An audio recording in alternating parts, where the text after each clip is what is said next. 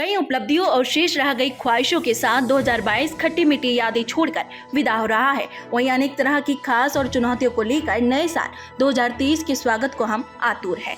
नीमच शहर और इसके बाशिंदों के लिए राजनीतिक, आर्थिक, सामाजिक, धार्मिक और अन्य मोर्चों पर हम कितने सफल या विफल रहे, यह अब केवल विश्लेषण का विषय मात्र रह गया है। जनमत यह है कि 2022 के 365 बेशकीमती दिनों में हम वह सब हासिल नहीं कर पाए जो हमारी कुव्वत में था और जिसके हम हकदार थे। तुलनात्मक रूप से पड़ोसी जिलों से हम पिछड़ गए, अपेक्षाएं अधूरी रह गई। अब चुनौतियां पूरी करने और डैमेज कंट्रोल कर वर्तमान युग के हिसाब से विकास की दौड़ में 2023 का वर्ष बहुत अहमियत रखता है, जिसकी पहली शर्त होगी कि शहर हित में हम अनुशासित नागरिक बनकर अपना अहम किरदार अदा करें। वॉइस ऑफ एमपी की टीम ने इन चुनौतियों को लेकर शहर के गणमान्य नागरिकों से बात की, सुनी जनता जनार्दन की क्या ख्वाहिशें हैं, क्या अपेक्षाएं हैं। इस नए साल में कुछ कर दिखाना होगा, जिंदगी को नया अंदाज सिखाना होगा। नमस्कार दोस्तों, मैं हूं अब्दुल अली ईरानी और आप जुड़ चुके हैं वॉइस ऑफ एमपी से। सन 2022 बीतने को है। नीमच शहर ने आर्थिक, सामाजिक, राजनीतिक और धार्मिक रूप से वर्ष 2022 में कई चीज़ों को प्राप्त किया है, तो कई चुनौतियां भी नव वर्ष 2023 के लिए हमारे सामने तैयार खड़ी है। आइए इस विषय पे हम लोग शहर के कुछ वरिष्ठ लोगों से, जानकार लोगों से बात करते हैं कि वर्ष 2023 में शहर के लिए जो चुनौतियां हैं उसे लेकर वो क्या सोचते हैं, क्या कहते हैं और 2022 में हमने किन विषयों पर कुछ खो दिया उस पर बात करते हैं। मेरे साथ मौजूद है डॉक्टर संपत स्वरूप जाजू, जो कि राजनीतिक, धार्मिक, सामाजिक और आर्थिक रूप से काफ़ी चीज़ों पे गहरी पकड़ रखते हैं। उनसे बात करते हैं। सर, स्वागत है आपका वॉइस ऑफ एमपी में। नव वर्ष की शुभकामनाएं आपको अग्रिम। मेरा पहला प्रश्न आपसे ये है कि नीमच शहर ने जो है धार्मिक, राजनीतिक, सामाजिक और आर्थिक रूप से क्या खोया है और आने वाले वर्ष में क्या चुनौतियां हैं हमारे सामने। सबसे पहले तो मैं नीमच शहर के सभी बाशिंदों को नव वर्ष की बधाई देना चाहता हूं, इसी अपेक्षा के साथ कि आने वाला वर्ष आप नीमच ज़िले की उन्नति के अंदर, आपके जीवन की उन्नति के लिए एक नए तरीके से अपनाते हुए शहर और ज़िले को आगे बढ़ाएंगे। आपका प्रश्न और जो चुनौतियां हैं, आज जो नीमच ज़िले को के सामने जो चुनौतियां हैं, वे चुनौतियां नीमच ज़िले की ही नहीं है। आज वो सभी चुनौतियां संपूर्ण विश्व के लिए हैंगी, चाहे वो राजनीतिक हो, चाहे धार्मिक हो, चाहे व्यावसायिक हो और चाहे अन्य तरह की हो, सामाजिक हो। नीमच ज़िले के अंदर आपने प्रश्न साथ में ये भी पूछा कि क्या खोया और क्या पाया। तो हर क्षेत्र के अंदर अलग अलग तरीके से खोया भी है और कुछ नया करने का अंदाज भी देखने को मिला है। तो ये बहुत लंबा विषय है, पर मैं आपको केवल चुनौतियों के बारे में बताना चाहता हूँ कि आने वाले समय में चुनौतियाँ क्या हैं। सबसे पहले मैं राजनीतिक चुनौती की बात करता हूँ। तो राजनीतिक चुनौती में यह है कि आने वाला समय के अंदर नीमच के ज़िले के तीनों विधानसभा क्षेत्र के अंदर विधानसभा का चुनाव होना है। तो जहां भाजपा के सामने तीनों सीटों को अपने पक्ष में रखने की एक पुरजोर कोशिश होगी, वहीं कांग्रेस के सामने सबसे बड़ी चुनौती होगी कि वे अपने खोए हुए जनाधार को प्राप्त करने के लिए विधानसभा के अंदर अपना उम्मीदवार, अपना निर्वाचित जनप्रतिनिधि पहुंचाए। तो ये सबसे बड़ी राजनीतिक चुनौती है। उसके साथ में ही एक राजनीतिक चुनौती जो है वो है नगर पालिका की, कि नगर पालिका क्षेत्र के चुनाव हो चुके हैं, ग्रामीण क्षेत्र के चुनाव हो चुके हैं और उसके अंदर एक तरफा भारतीय जनता पार्टी ने अपना परचम लहराया है। अब उनके सामने ये चुनौती है कि उनने जो वादे किए, जो विकास की राह के लिए बात की है, उनको वो एक अगले वर्षों में क्या करते हैं। और कांग्रेस के सामने ये चुनौती है कि वो उनके ऊपर किस तरह से निगरानी रखते हुए उनको कटघरे में खड़ा करती है, क्योंकि आज की तारीख में प्रशासन से लेकर विकास के मामले में नीमच बहुत पिछड़ गया है। प्रशासनिक अव्यवस्थाओं का बोलबाला पिछले एक वर्ष में हमने जिस तरह से देखा है, कानून व्यवस्था से लेकर अवैध व्यापार के अंदर नीमच जितना आगे बढ़ा है, उस पर कहीं पर भी नियंत्रण प्रशासन नहीं कर पाया और न जनप्रतिनिधि कर पाए। धार्मिक स्थिति की बात करें तो आप इससे अंदाज लगा लीजिए कि जब भारत जोड़ो यात्रा करना पड़ रही है और भारत जोड़ो यात्रा के अंदर कांग्रेस के लोगों ने बहुत किया है, एक धार्मिक वातावरण में जो अतिवादी लोगों ने क्षेत्र के अंदर नई तरह की स्थिति लेके आए हैं, वह इस क्षेत्र के ने कभी देखा नहीं था। नीमच जिले की एक परंपरा रही है सांस्कृतिक धार्मिक कि वे एक साथ एकजुट होकर कार्य किया है, परंतु अभी कहीं ना कहीं अतिवादी लोगों ने उसको तोड़ दिया है। उस परंपरा को पुनः हमें स्थापित करना पड़ेगा, ये बहुत बड़ी चुनौती है। आर्थिक चुनौती का जहाँ तक सवाल है तो कोविड के बाद जिस तरह से हमारे क्षेत्र के अंदर आर्थिक नुकसान हुआ है और लोगों के अंदर व्यवसाय के अंदर उसमें कमी आई है, उसको हम कैसे पूरा करेंगे। और ख़ास करके हमारा क्षेत्र जो है कृषि आधारित हैगा और कृषि आधारित होने के बाद भी कृषि क्षेत्र में जो होना चाहिए, जिस तरह का लाभ मिलना चाहिए कृषक से लेकर व्यापारी और आम वर्ग को, वो लाभ हम दिलवा नहीं पाए। सरकार भले ही बोलती रही कि हम कृषकों की आय दुगनी कर देंगे, पर वो आय कहीं नहीं मिल पाई है। सामाजिक क्षेत्र की बात कर रहे हैं हम, तो सामाजिक क्षेत्र के अंदर हर जाति में, हर धर्म के अंदर, हर एक में एक बहुत बड़ा परिवर्तन आ रहा है, वो देखने को मिल रहा है। परिवार, एकल परिवार की व्यवस्थाएं ज़्यादा होती जा रही हैं और सामाजिक और दूसरे जो हमारी परंपरा और संस्कृति है उसको हम भूलते जा रहे हैं और हम नई संस्कृति की तरफ ऐसा कदम बढ़ा रहे हैं जो हमारी भारतीय संस्कृति को नहीं पनपाता है और उस संस्कृति को नहीं पालन करता है। नागर साहब, आप शिक्षाविद हैं। मेरा ये सवाल है कि 2023 में नीमच शहर के लिए, नीमच हित के लिए नया वर्ष आ रहा है, शिक्षा के क्षेत्र में या सामाजिक क्षेत्र में किस प्रकार की चुनौतियां हैं और क्या नया होना चाहिए? देखिए, शिक्षा के क्षेत्र में नीमच शहर के लिए चुनौतियां ये हैं कि यहाँ पर प्रोफेशनल कोर्सेस के शिक्षा की कुछ कमी सी है। जैसे हमारा विधि महाविद्यालय है, एक प्रोफेशनल कोर्स है और कई विद्यार्थी न्यायिक क्षेत्र में, विधि के क्षेत्र में, वकालत के क्षेत्र में सफल हैं और उन्हें एक कोई छोटी नौकरी ढूंढने की बजाय वे अच्छे विधि व्यवसायी बनते हैं और उसमें आय की भी अनंत संभावनाएं होती हैं। इसी प्रकार से अन्य जो विषय हैं, जो अन्य क्षेत्र के हैं, जैसे मेडिकल कॉलेज शीघ्र अगर 2023 से अगर उसका निर्माण भी प्रारंभ हो जाए, या अन्य विषयों में प्रोफेशनल कोर्सेस ऐसे हों जिससे किसी व्यवसाय से वो जुड़ सकें, तो शहर के लिए, विकास के लिए यह बहुत महत्वपूर्ण होगा। इसी प्रकार हमारे यहाँ सामाजिक रूप से तो नीमच वैसे बहुत ज़्यादा विकसित है, लेकिन ग्रामीण क्षेत्र और पूरे नीमच ज़िले की बात करें तो यहाँ पर कई कुरीतियाँ हैं और उनको दूर करने के प्रयास विगत वर्षों में दिखाई नहीं देते हैं। शासन प्रशासन कोरोना से उभरने के बाद इन सामाजिक कुरीतियों को दूर करने के लिए भी हम सभी मिलकर और शासन प्रशासन के साथ कार्य करें, और तो यही हम चाहते हैं। ऐसा हमारे सामने चुनौती है। सर, विद्यार्थियों की दृष्टि से बात करें तो उनके सामने राजनीतिक रूप से या आर्थिक रूप से सोचने के लिए क्या हो सकता है इस वक्त? विद्यार्थी को जब स्नातक डिग्री में आता है, वो जब विभिन्न महाविद्यालयों में जब स्नातक डिग्री लेता है, जब वो बीए करता है, जब वो एमए करता है, तो स्नातक डिग्री के समय विद्यार्थी को बहुत अच्छा अध्ययन करना चाहिए। बहुत अच्छा अगर वो उन कोर्सेज़ का अध्ययन करेगा, या जो नई शिक्षा नीति आई है वो बहुत ही व्यावसायिक रूप से उन्नति देने वाली है। आदरणीय मोदी जी के निर्देशन में जो नई शिक्षा नीति लागू हुई है, वो मध्य प्रदेश पहला राज्य है जिसने नई शिक्षा नीति लागू की है। लेकिन नई शिक्षा नीति के सामने चुनौती विद्यार्थी हैं। विद्यार्थी यदि वो विद्यार्थी मूलक शिक्षा है, विद्यार्थी यदि महाविद्यालय में आएगा, या विद्यार्थी यदि उसके प्रोजेक्ट और उसके प्रैक्टिकल शिक्षा का ग्रहण करेगा, तो ही नई शिक्षा नीति सार्थक हो सकेगी। अतः अब उत्तरदायित्व विद्यार्थियों का है कि वे 2022 आज विदा हो रहा है, 2023 का आगमन है।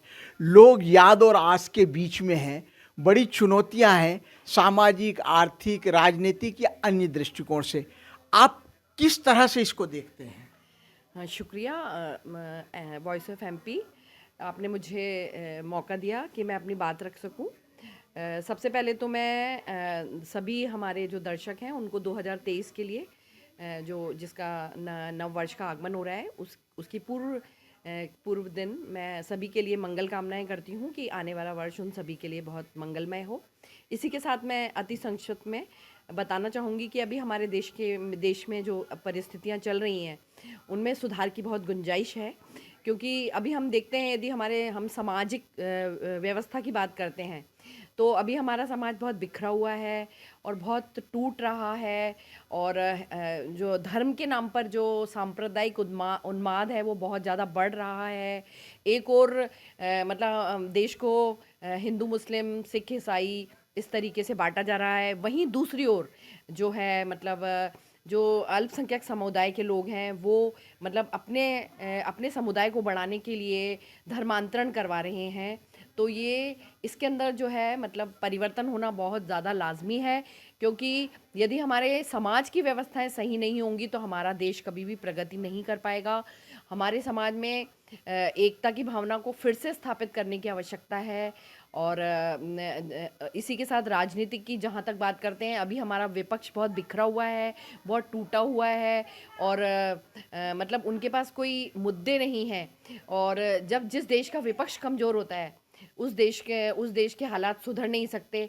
वहीं जो हमारा सत्ता पक्ष है, विशेष तौर पर केंद्रीय सत्ता पक्ष जो है उसे मतलब जो भी हमारे देश में जो सुधार की आवश्यकता है वो तो करनी ही चाहिए, और चाहे वो आर्थिक व्यवस्थाएं सुधारनी हो, चाहे वो सामाजिक व्यवस्थाएं सुधारनी हो, उसमें सुधार की बहुत ज़्यादा गुंजाइश है, वो करनी चाहिए।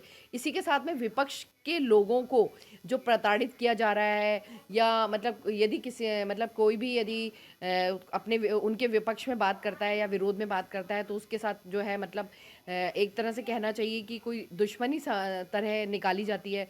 तो ये सारी व्यवस्थाओं में बदलाव की बहुत आवश्यकता है। जो पक्ष होता है उसको मतलब बहुत ज़्यादा देश की जो स्थितियां चल रही हैं, प्रदूषण बढ़ रहा है, न्यायपालिका और न्याय व्यवस्था की बात करें तो उसमें भी बदलाव की बहुत आवश्यकता है। मतलब करोड़ों करोड़ों करोड़ों केसेस पेंडिंग पड़े हुए हैं, और न्यायपालिका का जो है मतलब उतना सम्मान अब लोगों के दिलों में रह नहीं गया है, क्योंकि लोग देख रहे हैं कि न्यायपालिका जो है वो प्रभावित होकर न्याय दे रही है। तो जो न्यायपालिका और कार्यपालिका है उन दोनों को सामंजस्य बिठा के काम करना है, और तभी हमारे देश का विकास होगा। हमारे देश में अनेकों समस्याएं, बेरोजगारी इतनी बढ़ गई है, और जो मतलब हमारे देश का जो पैसा है वो मतलब बड़े बड़े घरानों में जा रहा है। क्योंकि हमारे देश के अंदर आपने देखा होगा कि कोई यदि किसी के ट्रैक्टर की एक किश्त देने में यदि वो लेट हो जाता है तो उसका ट्रैक्टर उठवा लिया जाता है, और वहीं जो बड़े बड़े ग्रुप्स हैं उन लोगों का जो है मतलब अरबों खरबों जो है वो पैसा जो है माफ़ कर दिया जाता है। तो ये मतलब कहीं ना कहीं लोगों को जो है मतलब अंदर ही अंदर जला रहा है, अंदर ही अंदर प्रताड़ित कर रहा है, और कहीं ऐसा ना हो कि इस देश के आम लोगों का गुस्सा इस तरह फूटे कि ये देश बर्बादी के कगार पर चला जाए। तो आप ये कहना ये चाह रहे हैं कि 2023 में इन सारी चीज़ों से पार पाना होगा? बिल्कुल पार पाना होगा। सत्ता पक्ष और जो विपक्ष हैं उन दोनों को मिलना होगा, और मतलब सत्ता पक्ष को विपक्ष की भावनाओं का सम्मान करना होगा, और विपक्ष को जो सत्ता पक्ष की अच्छाइयाँ हैं उसको मोटिवेट करना होगा, उसका समर्थन करना होगा, तभी हमारा देश का विकास संभव होगा। सर, राजनीतिक, धार्मिक, आर्थिक या सामाजिक दृष्टिकोण से नीमच शहर के लिए 2023 जो आ रहा है, इसमें किस प्रकार की चुनौतियां आपको नजर आ रही है? देखिए, 2023 में अगर हम राजनीतिक चुनौती को देखें तो भारतीय जनता पार्टी के लिए अपनी सीट बचाने की चुनौती है, और कांग्रेस के लिए वापस अपनी सीट पाने की चुनौती है। और धार्मिक दृष्टि से नीमच के अंदर सौहार्दपूर्ण वातावरण बनाने की चुनौती जो पूरे देश में बिगड़ी हुई है वो नीमच में भी है, कुछ उसका अंश, उसको सुधारने की ज़रूरत है। और अगर हम शहर के हित में देखें तो नीमच की जो बंगला बगीचा समस्या वर्षों पुरानी है उसे सुलझाने की चुनौती है। नीमच के अंदर जो मेडिकल कॉलेज बन रहा है उसको बनाने की चुनौती है। नीमच के ट्रामा सेंटर को ट्रामा सेंटर का रूप देने की चुनौती है। खेल मैदानों को उन्नत करने की चुनौती है। नीमच में कई सारी चुनौतियाँ सामने हैं। और सामाजिक क्षेत्र में देखें तो जो सामाजिक क्षेत्र में आपसी सौहार्द में जो कमी आई है उसको वापस स्थापित करके, और हम जैसे पहले सारे लोग हिंदू मुसलमान साथ रह के बिना भेदभाव के रहते थे, वो सामाजिक चुनौती हमारे सामने है कि हम उसी प्रेम को वापस से यहाँ पर स्थापित करें। और ये सवाल ही पैदा नहीं हो कि तू हिंदू है या हम मुसलमान हैं या कोई ईसाई है या सिख है।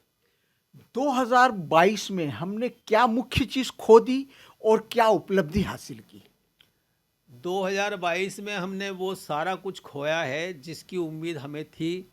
यहाँ पर जो विकास होना था वो नहीं हुआ। हमने यहाँ पर लोकतंत्र की वो परंपरा खो दी नगर पालिका चुनाव में कि हम जनप्रतिनिधि को अपने वोट से चुनते थे, वो हमने नहीं चुन, हमारे पार्षदों ने वो अपना अधिकार खो दिया जो उनको लोकतांत्रिक पद्धति से चुनाव करने के लिए मिला था। वो सारे जो नोटों की भेंट चढ़ गया, ये हमने बहुत बड़ी चीज़ खोई है। आने वाले समय में इस तरह की चुनौतियाँ फिर आएगी, हमें उससे पार लेना है। एक उपलब्धि बताइए। उपलब्धि के नाम पर तो नीमच में कोई गिनाने जैसी उपलब्धि नहीं है। छोटे छोटे काम जो होने थे वो हुए हैं, पर उपलब्धि के नाम पे मैं सोचता हूँ कि गिनाने जैसी कोई बड़ी उपलब्धि नहीं है।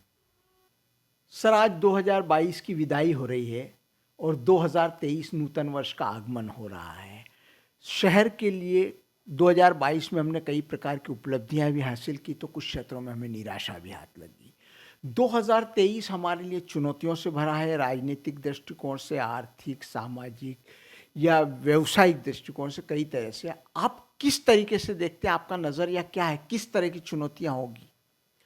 निश्चित रूप से जैसा आप कह रहे हैं कि 2022 विदा हो रहा है और 2023 नया कैलेंडर वर्ष आ रहा है। हम लोग इसको नव वर्ष नहीं मानते, पर नया कैलेंडर वर्ष तो है। और निश्चित रूप से जब कैलेंडर बदलता है, नई उम्मीदें जगती है और नई आशाओं का संचार होता है। उस समय चुनौतियां भी रहती है और उम्मीदें भी रहती है।